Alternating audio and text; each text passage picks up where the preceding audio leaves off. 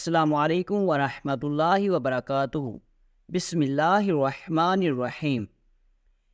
یہ داستان دنیا کے عظیم سلطان صلاح الدین ایوبی کی ہے، جس نے عالمی اسلام کو روشن کرنے کے لیے ساری زندگی اندھیروں سے لڑتا رہا۔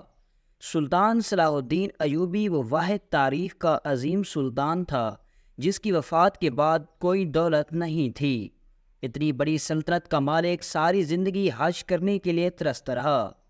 سلطان صلاح الدین نجم الدین ایوب کا فرزند تھا اور اپنے اخلاق کی وجہ سے سلطان نور الدین محمود زنگی کے اتنا قریب رہا۔ آپ نے بچپن سے لے کر آخری سانسوں تک مشکلات کا سامنا کیا اور آج تاریخ آپ کو یاد کرنے کے لیے سنہری الفاظ ڈھونڈتی ہے۔ سلطان کی زندگی کا آغاز کچھ اس طرح ہوا۔ تم پرندوں سے دل بہلایا کرو، سپاہ گری اس انسان کے لیے ایک خطرناک کھیل ہے جو عورت اور شراب کا دل دادا ہو۔ یہ تاریخی الفاظ سلطان صلاح الدین نے اپنے چچا زاد بھائی خلیفہ الصالح کے ایک امیر سیف الدین کو لکھے تھے۔ ان دونوں نے صلیبیوں کو درپردہ مدد، زور و جواہرات کا لالچ دیا اور صلاح الدین ایوبی کو شکست دینے کی سازش کی۔ امیر سیف الدین اپنا مال و متاع چھوڑ کر بھاگا۔ اس کے ذاتی خیمہ گاہ سے رنگ برنگی پرندے، حسین اور جوان رقصائیں اور گانے گانے والیاں سازندے شراب کے مٹکے برآمد ہوئے۔ سلطان نے پرندوں، گانے گانے والیوں اور سازندوں کو آزاد کر دیا۔ جب سلطان کے حکم پر مزید کھوج لگائی گئی تو پتہ چلا کہ امیر سیف الدین کا اکثر وقت ان لڑکیوں کے ساتھ زنا کرنے کے ساتھ گزرتا تھا۔ وہ ان گروہ میں سے خوبصورت اور حسین و جمیل لڑکیاں لاتا اور اکثر ساری رات اپنے خیمے میں ان لڑکیوں سے زنا کرتا۔ سلطان صلاح الدین ایوبی نے امیر سیف الدین کو اس مضمون کا خط لکھا: تم دونوں نے کفار کی پشت پناہی کر کے ان کے ہاتھوں میرا نام و نشان مٹانے کی ناپاک کوششیں کیں، مگر یہ نہ سوچا کہ تمہاری یہ ناپاک کوششیں عالم اسلام کا بھی نام و نشان مٹا سکتی تھی۔ تم اگر مجھ سے حسد کرتے ہو تو مجھے قتل کرا دیا ہوتا۔ تم مجھ پر 2 قاتلانہ حملے کرا چکے ہو، دونوں ناکام ہوئے۔ اب ایک اور کوشش کر کے دیکھ لو، ہو سکتا ہے کامیاب ہو جاؤ۔ اگر تم مجھے یقین دلا دو کہ میرا سر میرے تن سے جدا ہو جائے تو اسلام اور زیادہ سر بلند رہے گا، تو رب کعبہ کی قسم میں اپنا سر تمہاری تلوار سے کٹواؤں گا اور تمہارے قدموں میں رکھنے کی وصیت کروں گا۔ میں صرف تمہیں یہ بتا دینا چاہتا ہوں کہ کوئی غیر مسلم مسلمان کا دوست نہیں ہو سکتا۔ تاریخ تمہارے سامنے ہے، اپنا ماضی دیکھو۔ شاہ فرینک اور ریمار جیسے اسلام دشمن تمہارے دوست اس لیے ہیں کہ تم نے انہیں مسلمانوں کے خلاف جنگ میں اترنے کی شہ اور مدد دی ہے۔ اگر وہ کامیاب ہو جاتے تو ان کا اگلا شکار تم ہوتے، اور اس کے بعد ان کا یہ خواب بھی پورا ہو جاتا کہ اسلام صفحہ ہستی سے مٹ جائے۔ تم جنگجو قوم کے فرد ہو، فن سپاہی تمہارا قومی پیشہ ہے۔ ہر مسلمان اللہ کا سپاہی ہے، مگر ایمان اور کردار بنیادی شرط ہے۔ تم پرندوں سے دل بہلایا کرو، سپاہ گری اس انسان کے لیے ایک خطرناک کھیل ہے جو عورت اور شراب کا دل دادا ہو۔ میں تم سے درخواست کرتا ہوں کہ میرے ساتھ تعاون کرو اور میرے ساتھ جہاد میں شریک ہو جاؤ۔ اگر یہ نہیں کر سکو تو میری مخالفت سے باز آ جاؤ، میں تمہیں کوئی سزا نہیں دوں گا۔ ایک یورپی مورخ لین پول لکھتا ہے: صلاح الدین کے ہاتھوں جو مال غنیمت لگا اس کا کوئی حساب نہیں تھا۔ جنگی قیدی بھی بے اندازہ تھے۔ سلطان نے تمام تر مال غنیمت 3 حصوں میں تقسیم کیا۔ ایک حصہ جنگی قیدیوں میں تقسیم کر کے ان کو رہا کر دیا، دوسرا حصہ اپنے سپاہیوں اور غرباء میں تقسیم کیا، اور تیسرا حصہ مدرسۃ النظام الملک کو دے دیا۔ اس نے اسی مدرسے سے تعلیم حاصل کی تھی، نہ خود کچھ رکھا اور نہ اپنے کسی جرنیل کو کچھ دیا۔ اس کا نتیجہ یہ ہوا کہ جنگی قیدی جن میں بہت سے مسلمان تھے اور باقی غیر مسلم رہا ہو کر سلطان کے کیمپ میں جمع ہو گئے اور سلطان کی اطاعت قبول کر کے اپنی خدمات فوج کے لیے پیش کر دیں۔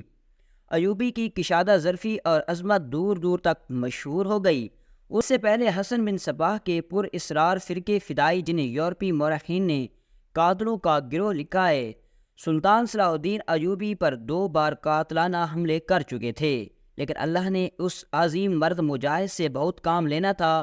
دونوں بار ایک معجزہ ہوا جس میں یہ مرتے مجاہد بال بال بچ گیا۔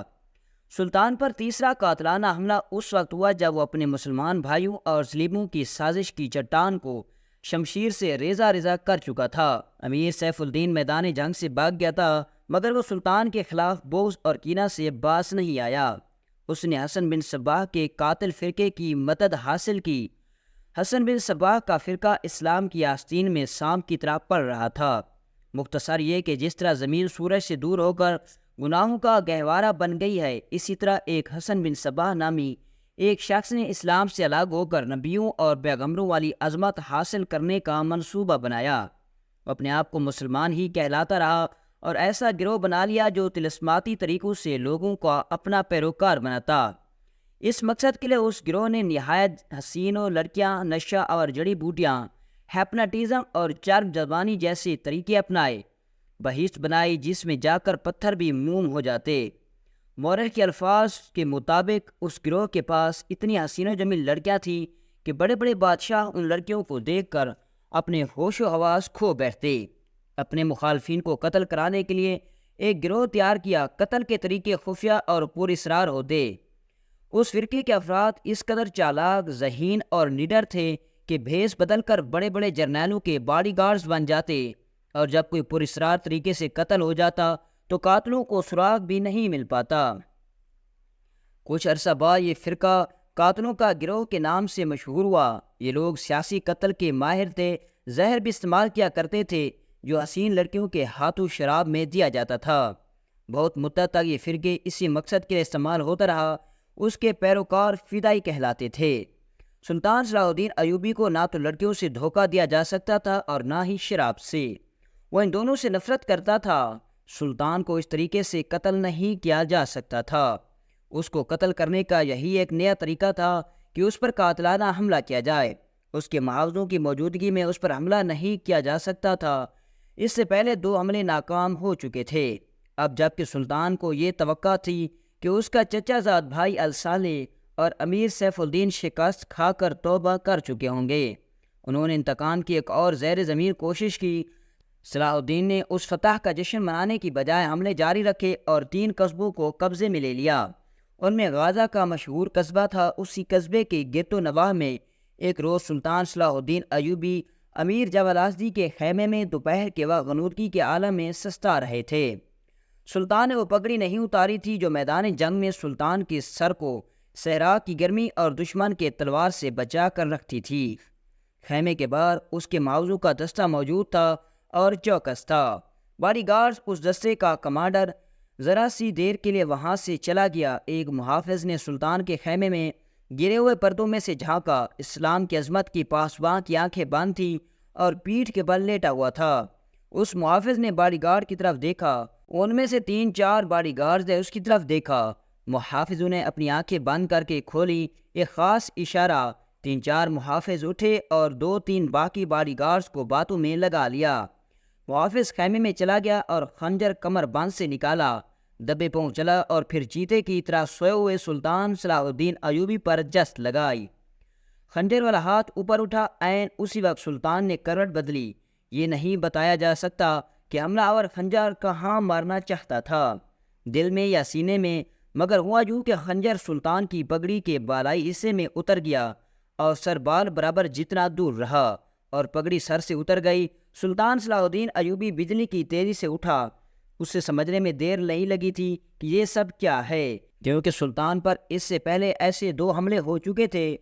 سلطان نے اس پر بھی اظہار نہیں کیا کہ حملہ آور خود اس کے باڈی گارڈز کی وردیوں میں تھے، جسے اس نے خود اپنے باڈی گارڈز کے لیے منتخب کیا تھا۔ اس نے ایک سانس برابر بھی اپنا وقت ضائع نہ کیا۔ حملہ آور خنجر پگڑی سے کھینچ رہا تھا۔ ایوبی کا سر ننگا تھا۔ اس نے بھرپور طاقت سے گھونسا حملہ آور کی تھوڑی پر دے مارا۔ ہڈی ٹوٹنے کی آواز آئی۔ حملہ آور کا جبڑا ٹوٹ چکا تھا۔ وہ پیچھے کی طرف گرا اور اس کے منہ سے ہیبت ناک آواز نکلی۔ اس کا خنجر ایوبی کی پگڑی میں رہ گیا تھا۔ ایوبی نے اپنا خنجر نکال لیا تھا۔ اتنے میں 2 محافظ اندر آئے اور ان کے ہاتھوں میں تلواریں تھیں۔ سلطان صلاح الدین نے انہیں کہا کہ اس کو زندہ پکڑو، لیکن یہ دونوں محافظ سلطان صلاح الدین ایوبی پر ٹوٹ پڑے۔ سلطان صلاح الدین نے ایک خنجر سے 2 تلواروں کا مقابلہ کیا۔ یہ مقابلہ 1-2 منٹ کا تھا، کیونکہ تمام باڈی گارڈز اندر داخل ہو چکے تھے۔ سلطان صلاح الدین ایوبی یہ دیکھ کر حیران تھا کہ اس کے باڈی گارڈ 2 حصوں میں تقسیم ہو کر ایک دوسرے کو لہو لہان کر رہے تھے۔ اسے چونکہ معلوم بھی نہ تھا کہ اس میں اس کا دوست کون ہے اور دشمن، سو وہ اس مارکے میں شامل ہی نہیں ہوا۔ کچھ دیر بعد باڈی گارڈ میں چند مارے گئے، کچھ بھاگ گئے، کچھ زخمی ہوئے، تو انکشاف ہوا کہ یہ جو دستہ صلاح الدین ایوبی کی حفاظت پر معمور تھا، اس میں 7 فدائی یعنی ان کا ذکر پہلے حصے میں کیا جا چکا ہے۔ انہوں نے اس کام کے لیے صرف ایک فدائی کو اندر خیمے میں بھیجا تھا۔ اندر صورتحال بدل گئی تو دوسرے بھی اندر چلے گئے، اصل محافظ بھی اندر چلے گئے۔ وہ صورتحال سمجھ گئے تھے، سو سلطان صلاح الدین بچ گیا۔ سلطان صلاح الدین نے اپنے پہلے حملہ آور ہونے والے کی کا شہرگ پر تلوار رکھ کر پوچھا وہ کون ہے اور اس کو کس نے بھیجا ہے۔ سچ کہنے پر سلطان نے اس کے ساتھ جان بخشی کا وعدہ کیا۔ اس نے کہا کہ وہ فدائی ہے اور اس کو کیمسٹگن یعنی جسے بعض مورخ نے گمسٹگن بھی لکھا ہے، کیمسٹگن الصالح کے قلعے کا ایک گورنر تھا۔